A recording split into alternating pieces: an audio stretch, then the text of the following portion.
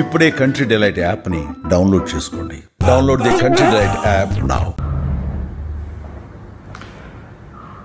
அனைவருக்கும் வணக்கம். என் லைஃப்பில் இந்த மாதிரி ஒரு பெயின்ஃபுல்லான ஒரு சுச்சுவேஷனை நான் ஃபேஸ் பண்ணதே கிடையாது. மனசு முழுக்க வலி மட்டும்தான். இந்த சுற்றுப்பயணத்தில் என்னென்ன மக்கள் பார்க்க வராங்க, அதுக்கு ஒரே ஒரு காரணம் தான் அவங்க என் மேலே வச்சிருக்கிற அன்பும் பாசம். அந்த அன்புக்கும் பாசத்துக்கும் நான் எப்பவும் கடமைப்பட்டிருக்கிறேன்.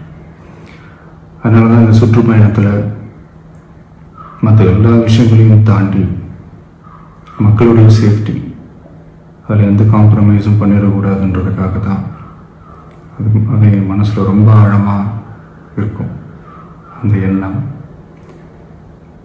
அதனால தான் இந்த அரசியல் காரணங்கள் எல்லாத்தையும் தவிர்த்துட்டு ஒதுக்கி வச்சுட்டு மக்களுடைய சேஃப்டி மட்டும் மைண்டில் வச்சுக்கிட்டு அதுக்கான இடங்களை சூஸ் பண்ணுறது, அதுக்கான இடங்களை பார்த்து பெர்மிஷன் கேட்குறது, போலீஸ் டிபார்ட்மெண்ட்டில் அதை ரிக்வெஸ்ட் பண்ணி கேட்போம். ஆனால் நடக்கக்கூடாதது நடந்துருச்சு. ஆனால் மனுஷன் தானே, அந்த நேரத்தில் அத்தனை பேர் பாதிக்கப்பட்டு இருக்கும்போது எப்படி அந்த ஊரை விட்டுட்டு என்னால் கிளம்பி வர முடியும்?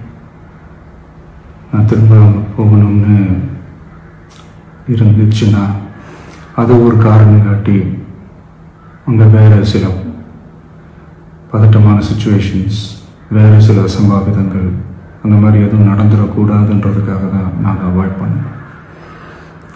இந்த நேரத்தில் சொந்தங்களை இழந்து தவிக்கிற அத்தனை குடும்பங்களுக்கும் என்னுடைய ஆழ்ந்த இரங்கலை தெரிவிச்சுக்கிறேன். எனக்கு தெரியும், என்ன சொன்னாலும் இது ஈடேயாகாதுன்னு எனக்கு தெரியும்.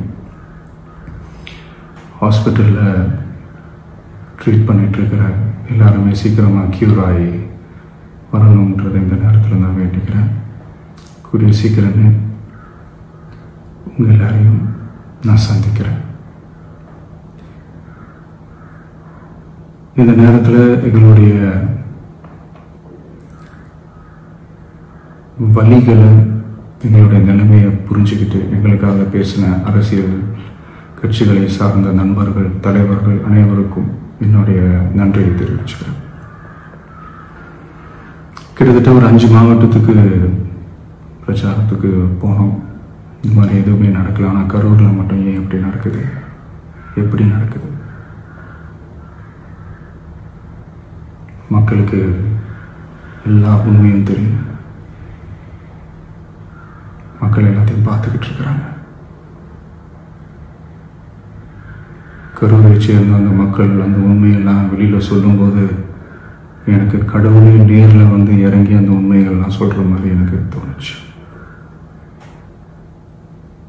சீக்கிரமே எல்லா உண்மைகளும் வெளியில் வரும்.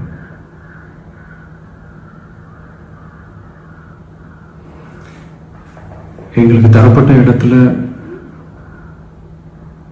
நாங்கள் போய் அந்த ஸ்பாட்டில் நின்று நாங்கள் பேசிட்டு வந்தோம். அதை தாண்டி எந்த தவறும் எங்கள் சைடில் நாங்கள் எதுவுமே செய்யலை. பட் இருந்தாலும் எங்கள் கட்சியை சேர்ந்த நிர்வாகிகள், தோழர்கள் மேலே எஃப்ஐஆர், அது மட்டும் இல்லை சோஷியல் மீடியாவை சேர்ந்த நண்பர்கள், தோழர்கள் அவங்க மேலே எஃப்ஐஆர்லாம் போட்டு இப்போ பிடிச்சிக்கிட்டு இருக்கிறாங்க.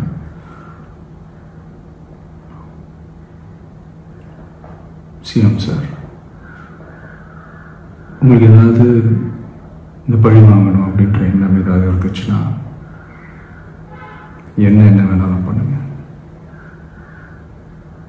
அவங்க மேலே கை வைக்காதீங்க. நான் ஒன்று வீட்டில் இருப்பேன், இல்லை நான் ஆஃபீஸில் இருப்பேன். என்ன வேணாலும் செய்யுங்க. நண்பர்களே, தோழர்களே, நம்மளுடைய அரசியல் பயணம் இன்னும் ஸ்ட்ராங்காக, இன்னும் தைரியத்தோட கண்டினியூ ஆகும்.